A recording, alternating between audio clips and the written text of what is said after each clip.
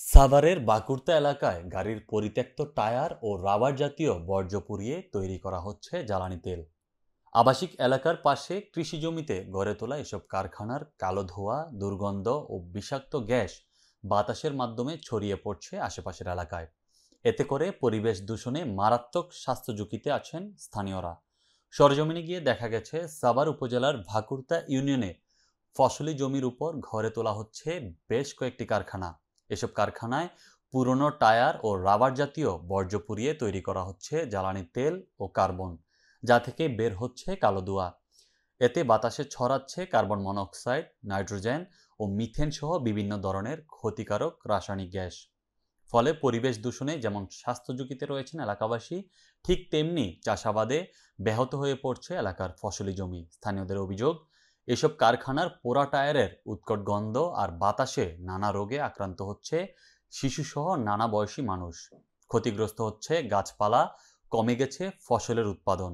কারখানার শ্রমিকদেরও দেয়া হয়নি বিশেষ পোশাক। বিষয়টি নিয়ে কথা বলতে কারখানায় গিয়ে দায়িত্বশীল কাউকেই পাওয়া যায়নি। তবে কর্মরত শ্রমিকরা কেউ কথা বলতে রাজি হননি। এ ব্যাপারে সাভার উপজেলা নির্বাহী কর্মকর্তা মোহাম্মদ আবু বকর সরকার বলেন, তদন্ত করে কারখানাগুলোর বিরুদ্ধে প্রয়োজনীয় আইনগত ব্যবস্থা নেওয়া হবে।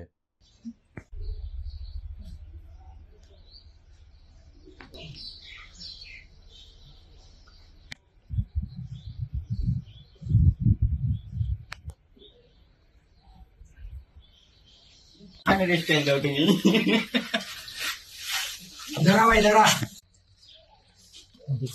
আসো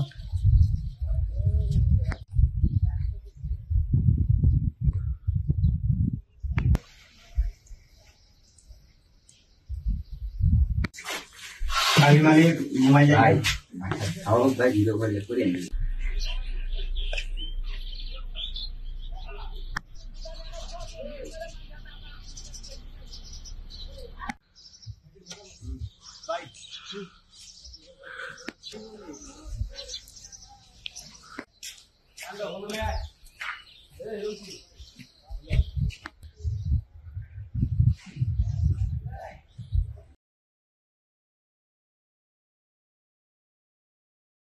মাদারীপুরে রিকশা ও ভ্যান চালকদের মাঝে বিশুদ্ধ পানি ও স্যালাইন বিতরণ করা হয়েছে। বিশেষ প্রতিনিধি মোহাম্মদ হেমায়েত হোসেন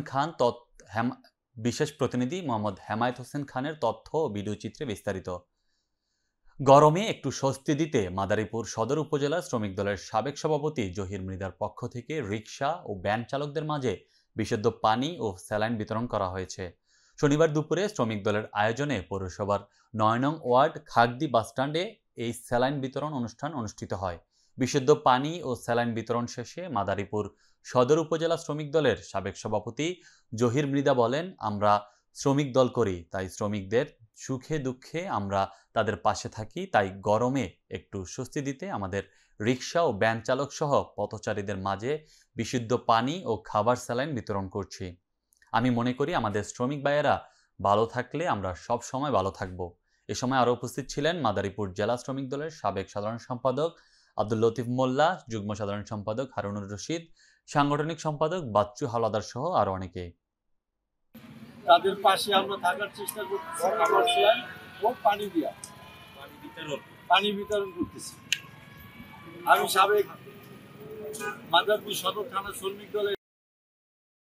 সোশ্যাল মিডিয়াকে সক্রিয় করে সামাজিক দায়বদ্ধতা থেকে সবাইকে ঐক্যবদ্ধ করে সামাজিক ও মানবিক উন্নয়নে কাজ করার লক্ষ্যে আনুষ্ঠানিক যাত্রা শুরু করেছে বাংলাদেশ অনলাইন অ্যাক্টিভিটিস কমিউনিটি কাতার নামে একটি সামাজিক সংগঠন। সহকর্মী মোশাররফ হোসেন জনি জানান, এতে আল আমিন খানকে সভাপতি, আবু সাইদ চৌধুরী লিপুকে সাধারণ সম্পাদক ও রোবেল মিয়াকে সাংগঠনিক সম্পাদক করে ১০১ সদস্য বিশিষ্ট কমিটি ঘোষণা করেন কাতারে নিযুক্ত বাংলাদেশের রাষ্ট্রদূত মোহাম্মদ নজরুল ইসলাম। কমিটির অন্যান্যরা হলেন প্রধান উপদেষ্টা মোহাম্মদ আলমগীর হোসেন, উদ্যোক্তা মোহাম্মদ জাবেদ, অর্থ সম্পাদক সেলিম আহমেদ জয়, আন্তর্জাতিক বিষয়ক সম্পাদক ফয়সাল আহমেদ মজুমদার, উদ্যোক্তা প্রিন্স মোহাম্মদ ইয়াসিন, ইয়াকুব খান সহ অন্যান্যরা। রাষ্ট্রদূত মোহাম্মদ নজরুল ইসলামের সাথে কমিটির সদস্যরা ফুল দিয়ে শুভেচ্ছা বিনিময় করেন। এ সময় আরও উপস্থিত ছিলেন সৌরভ, আকাশ, জহিরুল হক রনি, মুর্শেদ, নুরুল হক জিতু সহ অসংখ্য নেতৃবৃন্দ। কুষ্টিয়া জেলার দৌলতপুর উপজেলার ডাংমংরা বাজার শাখায় জনতা ব্যাংকের নতুন ভবনের ব্যাংকিং কার্যক্রমের শুভ উদ্বোধন অনুষ্ঠিত হয়েছে। সোমবার সকালে এই উদ্বোধনী অনুষ্ঠানটি অনুষ্ঠিত হয়। অনুষ্ঠানে সভাপতিত্ব করেন জনতা ব্যাংক পিএলসি ডাংমরকা বাজার শাখার ব্যবস্থাপক জনাব মোহাম্মদ শাহিনুর রহমান। অনুষ্ঠানের প্রধান অতিথি হিসেবে উপস্থিত ছিলেন জনাব মোহাম্মদ শহীদুল ইসলাম মহাব্যবস্থাপক। বিশেষ অতিথি হিসেবে উপস্থিত ছিলেন ডক্টর শাহ চঞ্চল কুমার উপমহাব্যবস্থাপক, জনাব সৈয়দ আবু জাহিদ উপমহাব্যবস্থাপক, জনাব শাহনারা খাতুন সহকারী মহাব্যবস্থাপক এবং জনাব মোহাম্মদ আনোয়ারুল কাইয়ুম সহকারী মহাব্যবস্থাপক। প্রধান অতিথির বক্তব্যে জনাব মোহাম্মদ শহীদুল ইসলাম বলেন, গ্রাহক সেবার মান উন্নয়নে ও ব্যাংকিং সেবা জনগণের দোরগোড়ায় পৌঁছে দিতে জনতা ব্যাংক সবসময় অঙ্গীকারবদ্ধ।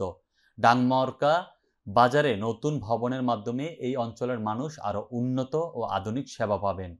ব্যাংক ও গ্রাহকের মধ্যকার আস্থা ও সহযোগিতায় আমাদের অগ্রগতির প্রধান চালিকা শক্তি।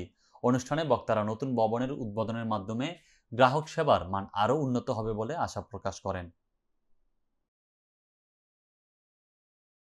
জামালপুরে উপবৃত্তির টাকা না পাওয়ার অভিযোগে সড়ক অবরোধ করে বিক্ষোভ সমাবেশ করেছেন জসিমউদ্দিন পলিটেকনিক ইনস্টিটিউটের শিক্ষার্থীরা। দুপুরে জসিমউদ্দিন পলিটেকনিক ইনস্টিটিউটের সামনে রাস্তা অবরোধ করে বিক্ষোভ করেন তারা। জসিমউদ্দিন পলিটেকনিক ইনস্টিটিউটের বিভিন্ন ট্রেডের শিক্ষার্থীরা অভিযোগ করেন, প্রতিষ্ঠানটির মাত্র 7 জন শিক্ষার্থী উপবৃত্তির টাকা পেলেও বাকি শিক্ষার্থীরা এখনও উপবৃত্তির টাকা পাননি। বারবার সংশ্লিষ্ট কর্তৃপক্ষের কাছে দাবি জানালেও কোনো সুরাহা হয়নি বলে জানান তারা। এ বিষয়ে প্রতিষ্ঠানের বিভিন্ন ট্রেডের কয়েকজন শিক্ষার্থী অভিযোগ করেন, একসময় প্রতিষ্ঠানের পক্ষ থেকে সহকারী কোর্স সমন্বয়কারী খায়রুল ইসলাম জানান, প্রতিষ্ঠানের ইউজার আইডি হ্যাক হওয়ার কারণে 229 জন শিক্ষার্থীদের মধ্যে মাত্র 7 জন শিক্ষার্থী উপবৃত্তি পেয়েছে। বাকি 222 জন শিক্ষার্থী উপবৃত্তির টাকা জমা হয়নি। বিষয়টি সংশ্লিষ্ট দপ্তরে জানানো হয়েছে।